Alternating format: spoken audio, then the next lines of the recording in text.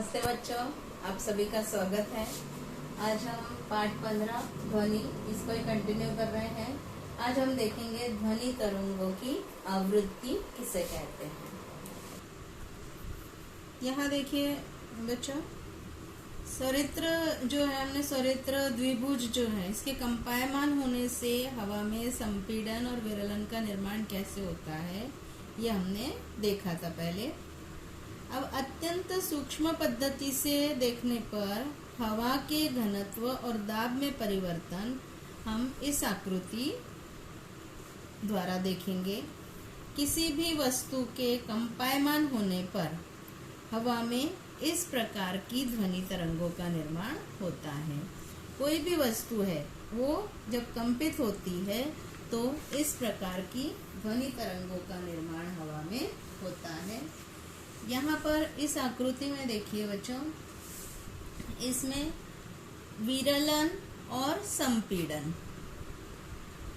ये मिलकर एक चक्र होता है।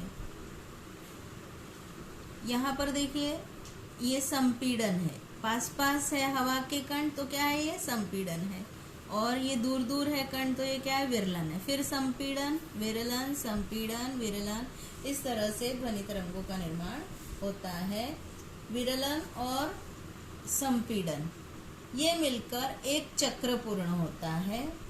1 सेकंड में स्वरित्र की जो द्विभुज की भुजाएं होती हैं, जितने बार आगे पीछे होंगी उतने चक्र 1 सेकंड में हवा में तैयार होंगे।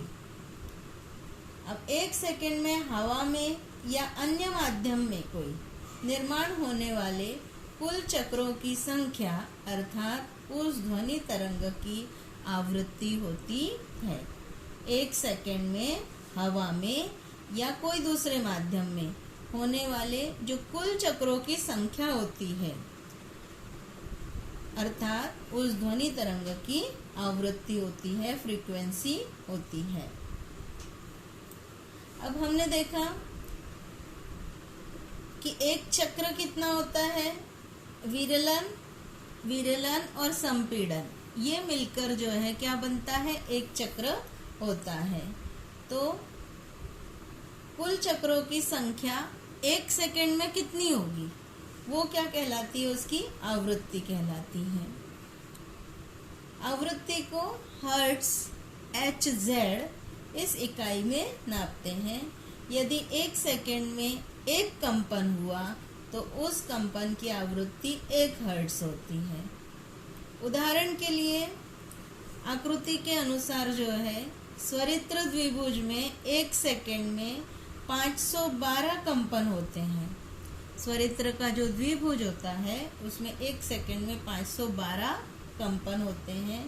इस स्वरित्र द्विभुज के कंपन के कारण 1 सेकंड में 512 चक्रों का निर्माण होता है, जिससे निर्माण होने वाली ध्वनि की आवृत्ति कितनी हुई, 512 हर्ट्ज होती है। कोई स्वरित्र द्विभुज कितनी आवृत्ति से कंपित होगा, ये उसकी भुजाओं के आकार पर, लंबाई पर या मोटाई पर निर्भर करता है, और वह स्वरित्र किस पदार्थ से बना है इस पर भी निर्भर करता है। यहाँ पर देखिए बच्चों, संपीड़न और विरलन को इस तरह से भी दिखाया जा सकता है। जैसे डोरी होती है, इसको आप हिलाते हैं, जरा सा तनी हुई डोरी को जरा सा हिलाते हैं तो इस तरह के कंपन निर्माण होते हैं। अब यहाँ पर जो हवा के कण पास पास है तो यहाँ क्या है, हवा का बढ़ा हुआ दाब है, मतलब ऊपर दिखाया है, और नीचे मतलब यहाँ कम दाब है तो ये विरलन हुआ। फिर अधिक दाब, फिर कम दाब, फिर अधिक दाब, फिर कम दाब, इस प्रकार वायुमंडलीय दाब होता है। और इसमें ध्वनि की तरंगे जो होती है विरलन और संपीड़न से आगे बढ़ती है। एक विरलन और एक संपीड़न मिलकर एक चक्र होता है तो ये एक आवृत्ति हो गई, 1 हर्ट्ज। आवृत्ति की इकाई क्या है, हर्ट्ज होती है। अब यहाँ एक प्रयोग दिखाया है बच्चों, करो और देखो करके है। कांच के 6 से 7 ग्लास ले लो, इन्हें एक कतार में रखकर उनमें क्रमशः बढ़ते हुए स्तर तक पानी भरो। थोड़ा पानी, फिर उसमें ज़्यादा और ज़्यादा और ज़्यादा, ऐसे पानी भरना है।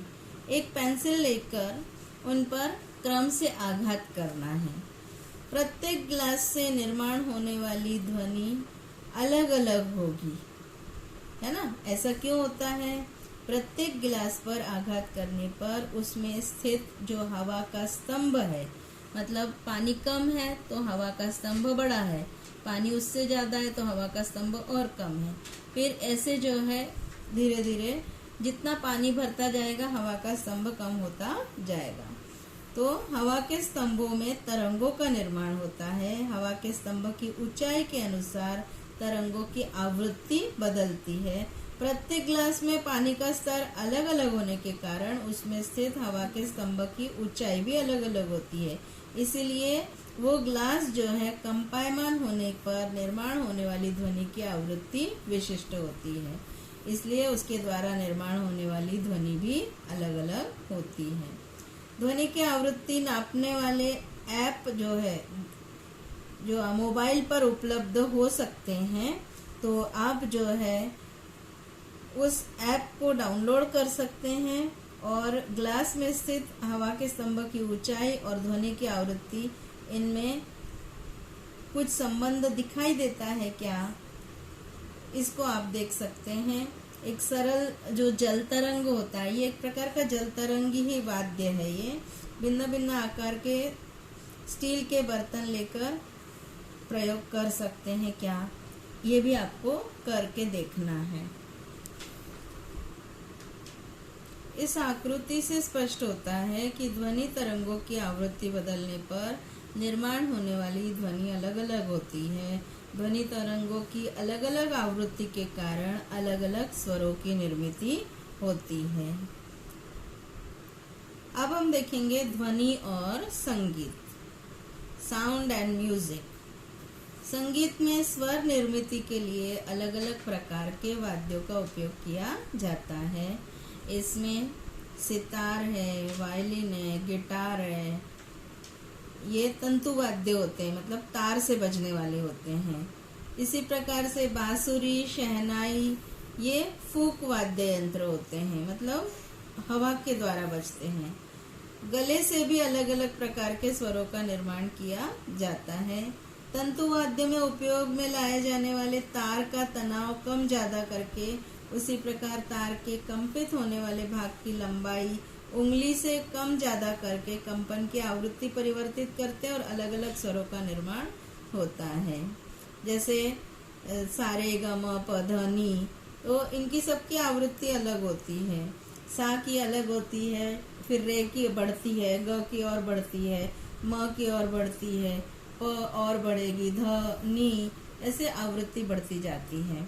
बांसुरी जैसे जो फूक वाद्य, फूक करके जो बजाए जाते हैं, इसमें उंगलियों से बांसुरी पर जो छिद्र होते हैं, आप में से कुछ बच्चे बांसुरी बजाते होंगे तो देखा होगा आपने कि उन छिद्रों को दबाकर या खोलकर बांसुरी में जो कंपायमान होने वाली हवा के स्तंभ की लंबाई कम ज्यादा की जाती है, जिससे कंपन की आवृत्ति परिवर्तित होकर विभिन्न स्वरों की निर्मिति होती है।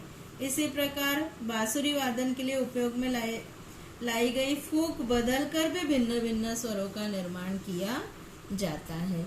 यहाँ पर देखिए कुछ वाद्य यंत्र दिखाए गए हैं, इनको आपने देखा भी होगा और शायद नहीं भी देखा होगा। इनके नाम आपको लिखने हैं और इनसे सबसे अलग अलग, जैसे सितार है, सितार में जो तार जो है हिलाकर जो है कंपित करके कंपायमान करके स्वर निकलते हैं। बांसुरी ये फूक वाद्य है। संतूर है, इसमें भी तार होते हैं। शहनाई फूक से बजती है। मैंडोलिन है, फिर तबला है, तबले को थाप देकर जो है बजाया जाता है। और बिगुल है, फूक से ही बजता है।